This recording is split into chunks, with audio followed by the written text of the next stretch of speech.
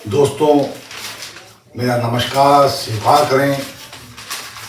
दैनिक लोक सदन के संपादकीय पेज पर आपका मैं स्वागत करते हुए आज छत्तीसगढ़ विधानसभा समर के संदर्भ में मुख्यमंत्री कौन बन सकता है विषय पर संक्षिप्त चर्चा करते हुए एक ऐसा विश्लेषण प्रस्तुत कर रहा हूं जो आपको सोचने पर मजबूर कर देगा कि 23 के समर में क्या ऐसा भी हो सकता है।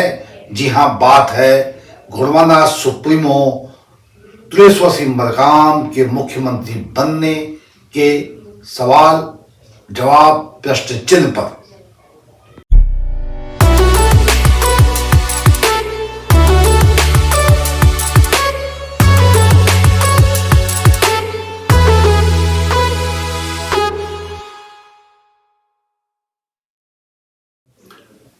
दोस्तों, बात है विधानसभा छत्तीसगढ़ 23 के समर में, जहां मुख्यमंत्री पद और चेहरों की बात बड़े ही जोर शोर से उठी हुई है और चर्चा जो कि सबके समक्ष है चेहरे, तो उनमें सबसे आगे नाम है भूपेश बघेल का, क्योंकि 18 से 23 तक आप मुख्यमंत्री पद पर आसीन रहे तो स्वाभाविक है पहला तो नाम भूपेश बघेल का ही होगा।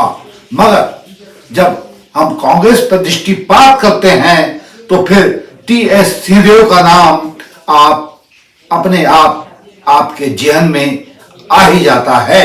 छत्तीसगढ़ के आवाम के जेहन में की बात है। तो और अगर अब हम भाजपा की बात करें तो भाजपा के जो चेहरे हैं उनमें सबसे आगे आज युवा चेहरा सामने आ रहा है, वह ओपी चौधरी का।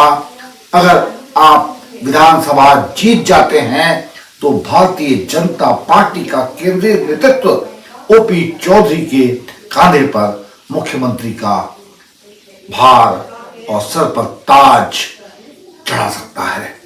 अब इसके अलावा डॉक्टर रमन सिंह भी भारतीय जनता पार्टी के एक महत्वपूर्ण चेहरे हैं और साथ ही अगर कांग्रेस से हम बात करें एक नए चेहरे की, तो जो प्रदेश कांग्रेस के अध्यक्ष बनकर के इस चुनाव को लीड कर रहे हैं दीपक बैज, उनका नाम भी यदा कदा सुनाई पड़ता है।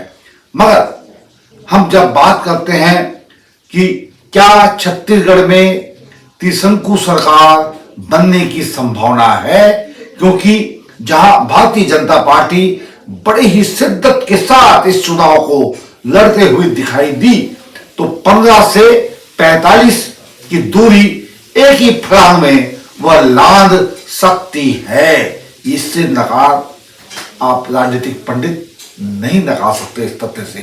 तो अब सारगर्भित सच तथ्य यही है कि अगरचे गोंडवाना गणतंत्र पार्टी और बसपा, इन दोनों ही पार्टियों के गठबंधन ने कुछ कमाल दिखा दिया, तो फिर क्या तुलेश्वर सिंह मरकाम मुख्यमंत्री बनने की स्थिति में आ सकते हैं, या फिर बसपा और उसके जो नेता हैं हेमंत बोयाम, क्या वे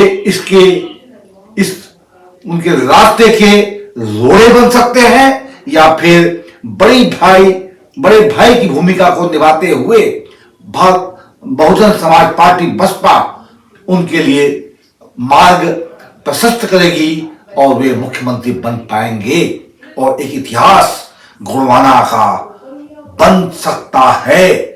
यही आज के उभरते हुए प्रश्न हैं जो हम आपके लिए लेकर आए हैं, क्योंकि सवाल है जब प्रश्न हमारे जेहन में उठते हैं तो फिर उनके प्रति उत्तर भी हमारे ही जेहन से पैदा होते हैं। इसलिए प्रश्न उत्तर का जो एक संक्रमण है उससे हमें गुरेज कतई नहीं करना चाहिए।